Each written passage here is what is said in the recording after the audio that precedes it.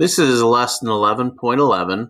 We'll be discussing how to calculate the area of an item. Now, yesterday we worked on perimeter, and perimeter is simply adding all four sides, or however many sides you have in an item, but it's measuring the distance from one point all the way around the outside of an item, where we would be able to add in this situation 1, 2, 3, 4 sides together to find out our perimeter. Area is determined by multiplying two numbers together. Typically what we'll do is we'll call those two numbers length and width. So I have our equation right here, and area equals length.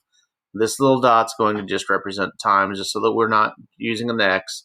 Length times width. In this picture, we could calculate the entire area of this entire living space. To do so, what we would do is we would find the total length all the way across. You can see it's broken up into two sections here. Over here, it gives us the entire amount, 7.4 meters. And to calculate how far across we have, we would just simply add these three numbers together. So 7.4 times, let's see, unless I've missed something, it'd be 7.4 times 14.1. I may have misadded this. But inside the space, we can calculate the individual areas of each one of these rooms as well. In some cases, like in this kitchen, we're only given one length. We know that this is from one side to the to the end of this space is 3.4 meters. How are we then going to know what length this straight line is supposed to be? Well, we can't use any numbers that are here. There are no numbers right here, but we can look right next to it, the room between this laundry room. On the opposite wall, we're given an amount. And this number here, or this wall, is going to be equal to this wall here. So we would take and we would multiply 3.4 meters times 2.8 meters to calculate our answers. So for some reason, I think we've done something like this within the last month or so. So this should be or could be a review. We'll move on to the next slide here. So this is going to be another day of reading word problems and figuring out what we need to do. So this says Selena wants to build a small house at a lake. She wants the area of the entire house to be 70 meters squared. She wants a bedroom, kitchen, bathroom, and living room inside the area of the house. What could Selena's floor plan look like? Now notice what she has written. She has 70 meters squared. Now that's what happens when we multiply 2 meters times each other. We get a meter squared. So that's our label when we're looking at this.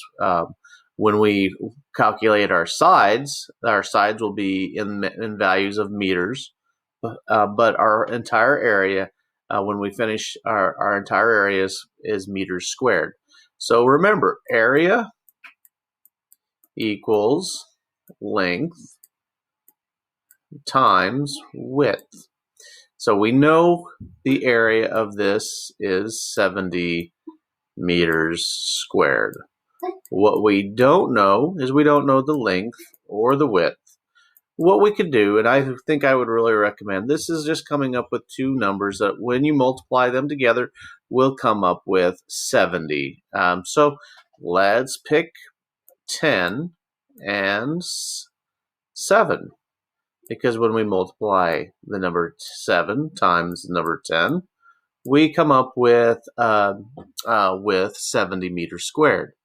So we'll put a little m there. We'll put a little m there.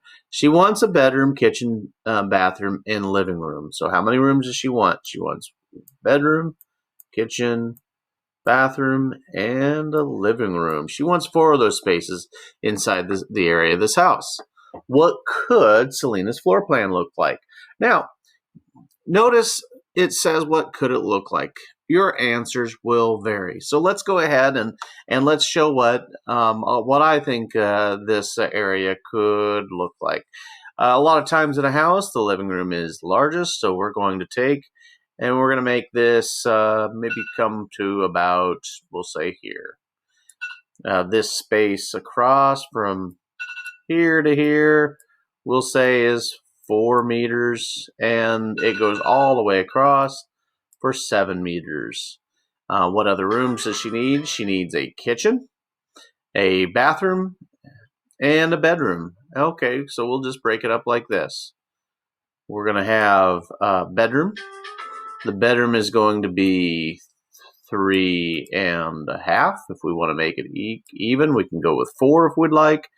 And that would be from this wall to this wall here.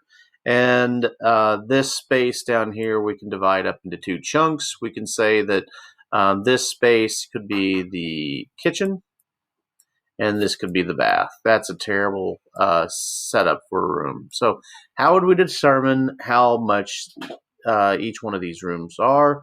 We know that this is 3.5 meters across.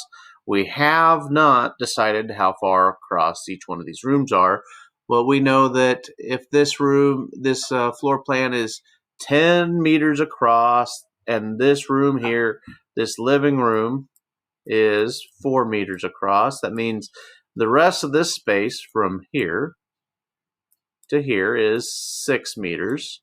So then we just need to decide how big we want each of these rooms. We'll say that our kitchen will be 4 meters across and our bathroom is going to be 2 meters across. So just an example. You could create this in any way you would like.